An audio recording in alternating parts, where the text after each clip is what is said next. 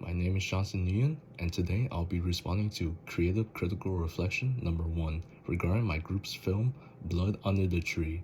I am also the editor for the film.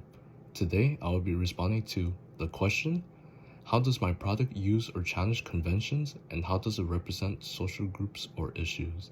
I will also be showing gameplay of me playing Brawl Stars in the background.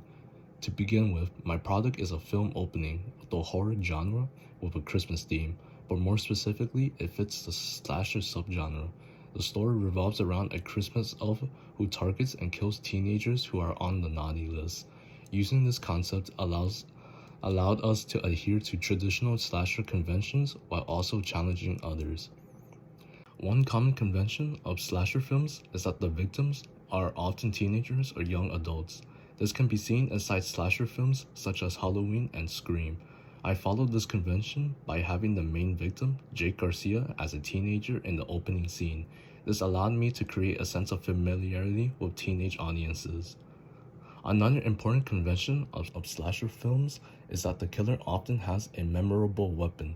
This is typically a knife, as seen in popular slasher films such as Scream and Halloween. However, I subverted this convention in my film by having the elf use Christmas lights as a weapon, strangling the teenager with them. The meaning behind this is to reaffirm the Christmas theme as the killer's weapon of choice. It is a Christmas decoration that allows him to get close and personal with his victims. Furthermore, it stays consistent with the common trope of having a slasher film use a melee weapon, but it is also ironic since Christmas lights are typically associated as warm and celebrating. The third convention of slasher horror films is that the killings often occur in darkness. Typically, darkness is often used to build fear and suspense. My product challenges this convention by having the killing take place during the day instead of at night.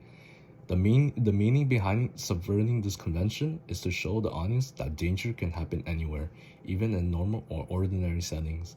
However, we are still following some slasher conventions, such as having the killing take place in an isolated park. The isolation makes the victim seem more vulnerable, even during the day. The next part of the question asks how my film represents social groups or issues. The main social group represented in my film is teenagers, since they are the primary victim in horror slasher films.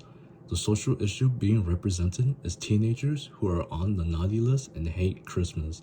Jake enforces this idea by representing the youth who rejects holiday tradition and the holiday spirit. The naughty list is important because it acts as a symbol of good in the film. By categorizing the teenagers as bad, the elf is no longer just a killer, but also represents an authority figure who punishes evil by eliminating any wrongdoers. To influence the representation of the film, I focus on sound and editing. As the editor, I emphasize Jake's position to appear helpless to the audience and present the elf as dominant and menacing. Additionally, I highlighted mise-en-scène in the film by emphasizing the holiday theme created by the Christmas lights, elf suit, and decorations. This is important because it contrasts the horror genre and a happy festive setting. Because horror also depends on tension, sound is just as important.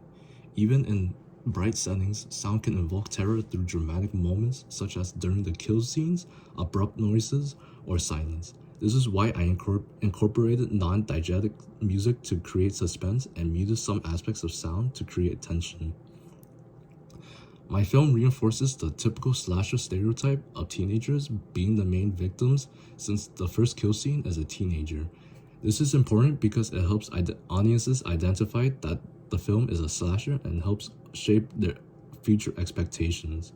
Overall, my film uses standard slasher tropes such as teenage victims, a distinct weapon, and a clear villain, but it also challenges tropes by using a Christmas elf as the main murderer and daytime setting. In terms of representation, my film concentrates on teenagers to help viewers identify the slasher subgenre and set their expectations for their film.